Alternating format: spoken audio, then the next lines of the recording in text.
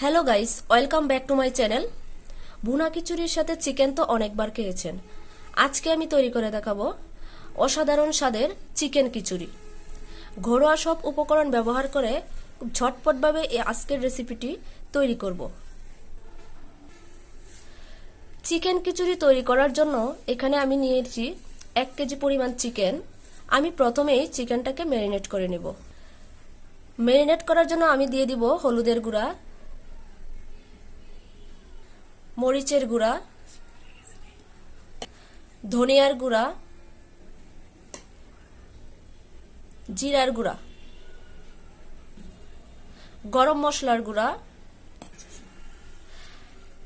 দিয়ে দিব আদা রসুন বাটা। আমি মশলার সব উপকরণের পরিমাণ আমি ডেসক্রিপশন বক্সে দিয়ে দিব, আপনারা একটু কষ্ট করে দেখে নেবেন। দিয়ে দিব স্বাদমতো লবণ, আর দিয়ে দিব তেল, রান্নার রেগুলার তেল। এখন আমি চিকেনটাকে ম্যারিনেট করে 10 মিনিটের জন্য রেস্টে রেখে দিব। এখন চিকেনটাকে ম্যারিনেট করে রেখে দিব। এবার চলে আসলাম মূল রান্নায়। কড়াই আমি তেল দিয়েছি। এখন আমি দিয়ে দিব তেজপাতা, দিয়ে দিলাম দারচিনি, এলাচ,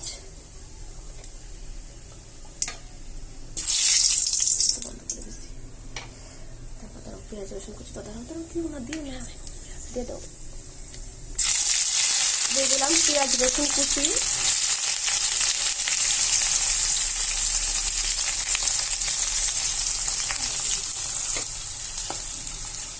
এবার আমি পেঁয়াজটাকে একটু ব্রাউন কালার করে ভেজে নিব। এখন আমি দিয়ে দিব ম্যারিনেট করা মাংস।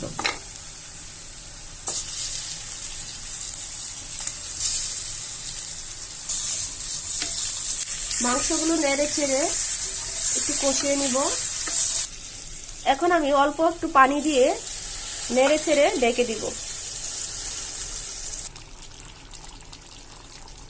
ফিরে এলাম 5 মিনিট পর। দেখুন মাংস থেকে কতটা পানি ছেড়ে দিয়েছে।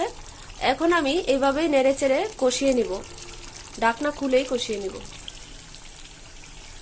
দেখুন মাংসটা একদম কষানো হয়ে গেছে।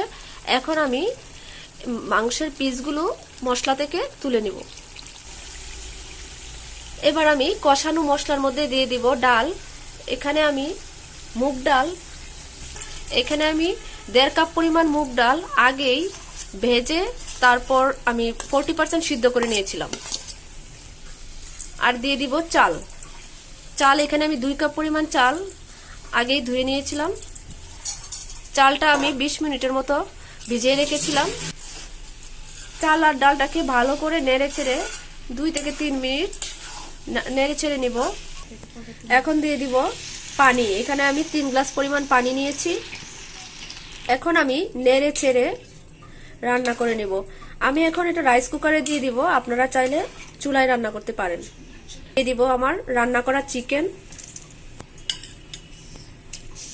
আমার সবকিছু দেওয়া হয়ে গেছে, চিকেন সহ আমার সবকিছু দেওয়া শেষ, সব মশলা দেওয়া শেষ।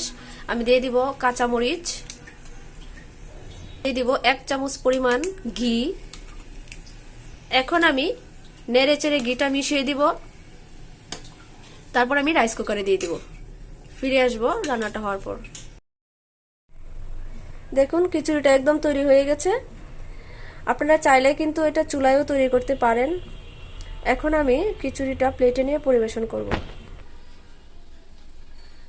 বাহিরে তৈরি করা খিচুড়ি কিন্তু এর থেকে খুব বেশি টেস্টি হয় না, বরং আপনি যদি ঘরে যত্ন সহকারে খিচুড়িটা তৈরি করেন তাহলে কিন্তু এর টেস্ট সত্যি অনেক বেশি হয়। রেসিপিটি কেমন হয়েছে কমেন্ট বক্সে জানাবেন।